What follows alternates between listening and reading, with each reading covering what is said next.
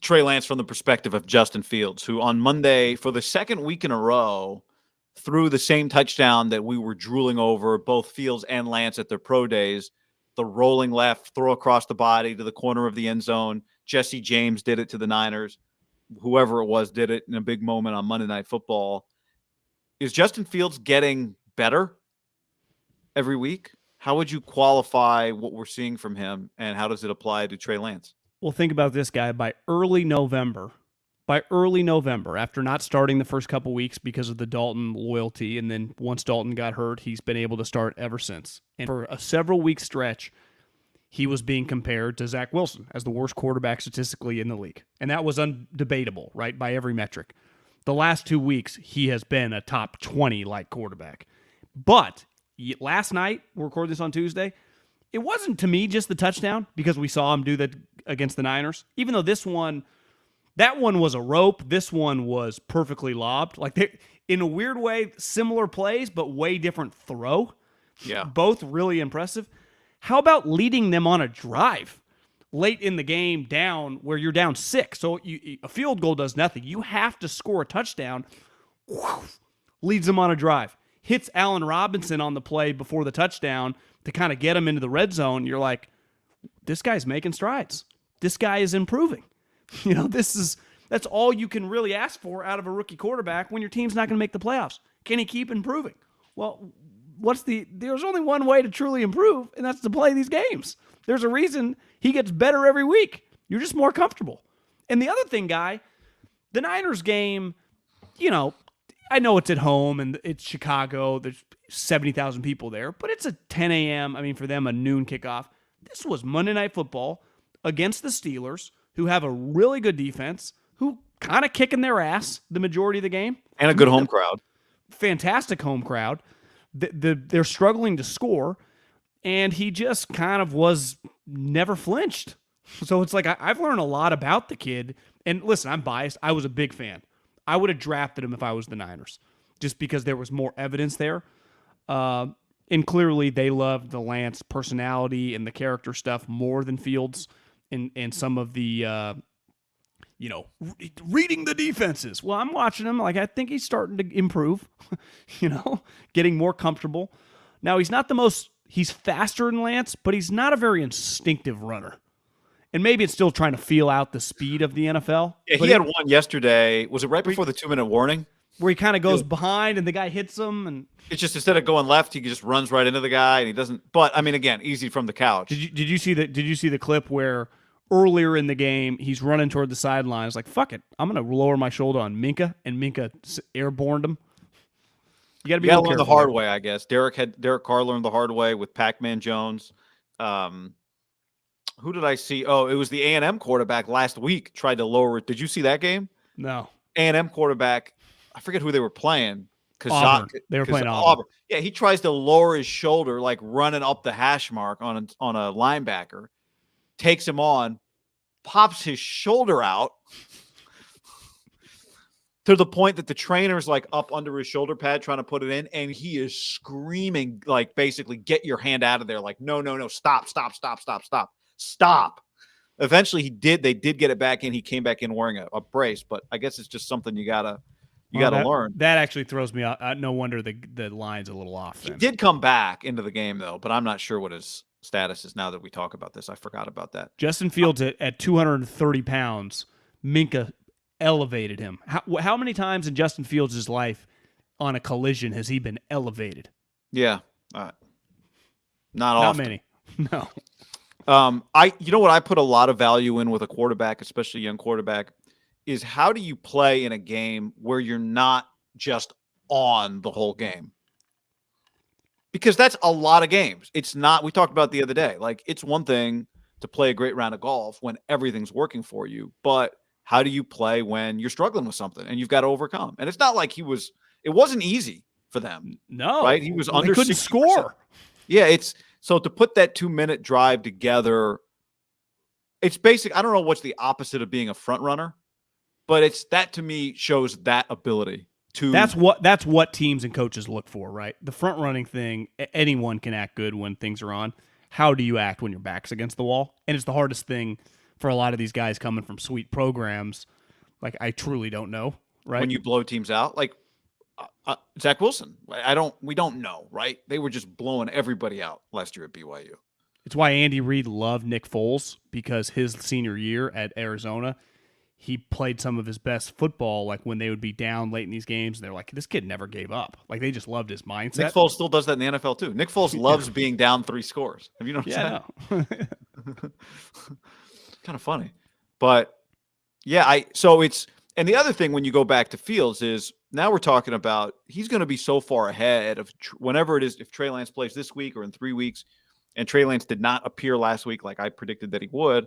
So I was wrong about that. But he hasn't. Yeah, I think I saw a stat. He hasn't played in since the Arizona game. He has not played. He's not entered the field. Yeah, hasn't played. Obviously, he's been injured a couple times, but the last several weeks he's been healthy, and he's just he kind of operated like a true backup does, right?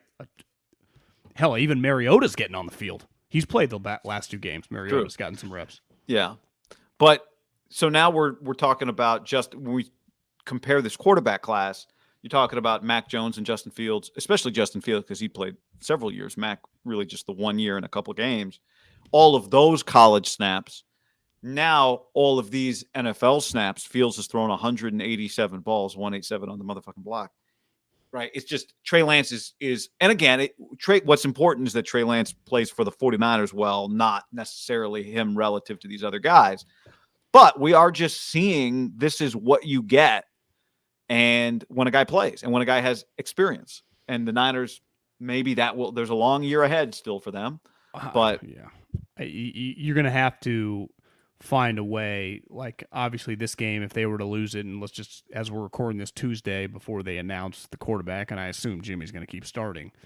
Like, if you can't get this guy 6-7 starts, you are way behind the 8 ball. The best part about other sports, right, is you can get reps in baseball. You can go to the minors and get live ABs against guys that are going to pitch in the big leagues. Hell, Jonathan Kuminga, they can just send him down to Santa Cruz, and he can get 30 minutes of just playing basketball. There is no playing football. Clearly, Kyle, Aaron Banks is getting good reps. Yeah, with the scout team, clearly not good enough because he's not getting any better. You don't activate him. It's why I am very, very hesitant to just, I don't think you get that much better in practice during the season in a quarterback situation. Veteran may be a guy that can work on something specific that, has had a bunch of game reps. But like you said, they did not come into this season the same. This guy had been a 2-year starter at Ohio State. And last year they played, and then he played in the playoffs. And obviously Trey just had the 1 game, and the game was a joke. But so he's already ahead of you. And now he's getting these. He's going to have, when the season ends, assuming he stays healthy, right? He didn't start the first 2 games, so he'll get 15 NFL starts under his belt of playing good teams, right? I mean, I bet if we look, he'll have played several playoff level teams. Who knows the way? He might play a Super Bowl champion if he plays the Packers twice. Yeah, I mean, to this point, he's played Cincinnati, Cleveland, Raiders, Packers, Bucks, Niners, Steelers. Got Baltimore coming up. So it's like, I think you can take a lot away from getting your ass kicked, playing well. Like, you take it all away, right? You're able to put it in the little experience box. And so far, Trey just has the 1 game. And I guess the half, but that was kind of mumbo jumbo just thrown in there. But the true start, when you game plan, when you go in at halftime and you adjust from the game plan, Trey had 1 of those.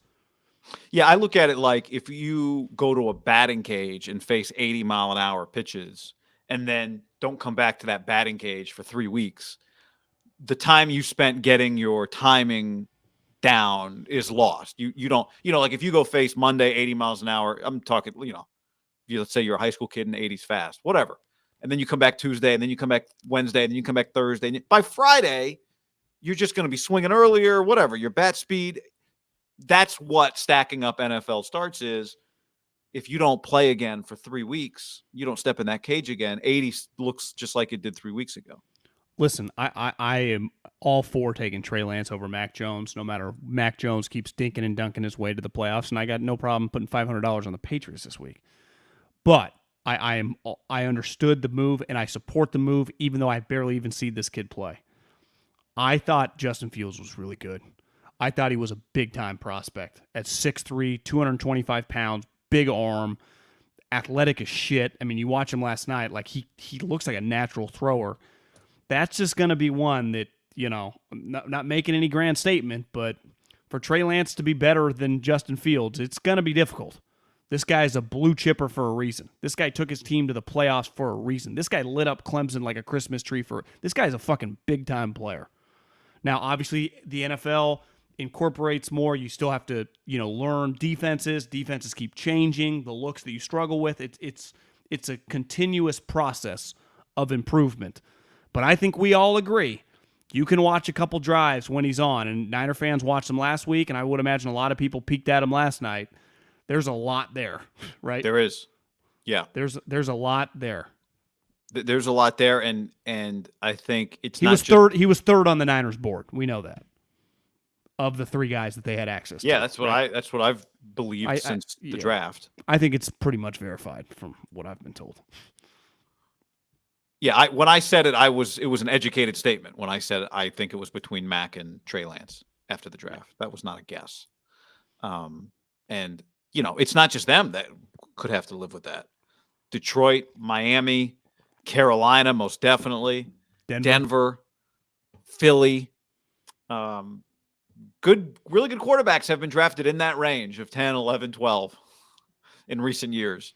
I think it's crazy sometimes that you get this finite thought in your mind that this guy, whatever it is, like, I don't think he reads defenses well enough. Well, you as an offensive coach, when you don't have a quarterback, do you think you have the ability to improve on that with the guy? Or do you think that's just impossible? He can't learn it. He can't see it. Well, did he not see it in college and he won't be able to see it in the pros? Or I think he's going to be able to work and improve greatly. Because it sure feels like he's improving on that. Because that was a huge knock in the league. I think it's so hard to even when you water it down to that one thing, did he see it? There's so many things that play into it.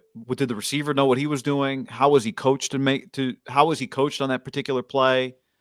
Was a defensive back in the wrong spot? Like, was it the Monday night game or the Sunday night game? I think it was the Sunday night game. Who had a pick late in that game on Sunday? So one of the Titans DBs had a pick. And he said in the postgame interview with Michelle Tafoya, I wasn't supposed to be there, but whatever, see the ball, catch the ball. Right. And that goes back to what Peyton Manning said. Half the picks he threw was because he knew where the DB was supposed to be and the guy was in the wrong spot. And then he picked him off. Right. And Eli was like, yeah, but didn't you see him there? But I'm just saying, when we talk about does a guy see it based off some college tape, we don't know what his receivers. Even that is really hard to really know what we're talking about when we're talking about those sorts of things. It's really hard to qualify. And time after time after time after time, what we think we know about a guy after college is not what he turns out to be in the NFL, for better or worse. I think the other thing that's really impressive, we thought, and I definitely thought this, if all these guys played, if they all played, Trey Lance would have the best chance of the group to be the offensive rookie of the year based on the talent around him, based on the stability of his organization, based on his play caller, and the stability that Kyle Shanahan has with his organization. Well, here's where you got to give Justin Fields some credit too. The head coach is on the hot seat. He's been in and out of the lineup. He wasn't the guy that was there 2 weeks ago. Did he fire himself again this year as the offensive coordinator? So he's had two different coordinators this year. Is that demote? Stays on staff. But he's had two different play callers, right? Yeah. He's had situations where they're yelling in his ear, 12 men, snap the ball. And that's not correct. That's happened twice. And he's handled it all. And look, you would say the same. Trey Lance had adversity. Nobody wanted him as a quarterback. He went to North Dakota State. Justin Fields had adversity on a different level. He went to Georgia, and then he went to Ohio State. But he has not had a soft landing, you would say, in the NFL. No. It's not been easy. The offensive line's bad. He comes in. It's supposed to be Andy Dalton, who, by the way, on TV looks like just as tall as Ben Roethlisberger when they're standing next to each other hugging postgame. I don't know if you noticed that. It was weird. Yeah. Roethlisberger shrunk? Or Andy's hair is big. I don't know. But it's been impressive. It's been impressive. It's been really impressive. Even the Niners took a guy with huge upside. Zach Wilson being better than Justin Fields. Like if you said, John, $5,000 right now, I wouldn't even hesitate. And I would have done this before the season, regardless of organizations. Like, they ain't the same animal. I'll promise you that. They're just different level. They're in a different universe talent-wise. And Zach Wilson's talented. This kid is, a special blue chip physical attributes. And then it's like, well, he's actually kind of accurate. Like you watch his throws, it's not, he's got touch, he's got power. That's the one thing you see with them, right? The two touchdowns the last 2 weeks, the same thing, rolling to the left, the guy going. One was a strike. Last night to Mooney was the little lollipop. Perfectly placed, too. Allowed him to still drag his pretty, feet. by the way. Oh, which doesn't gorgeous. count for anything, but kind of counts for something. He pulls off the number one well. I'm a big fan of his game. Yeah. Unfazed, in a situation that's difficult. Didn't seem to be rattled at any point in time.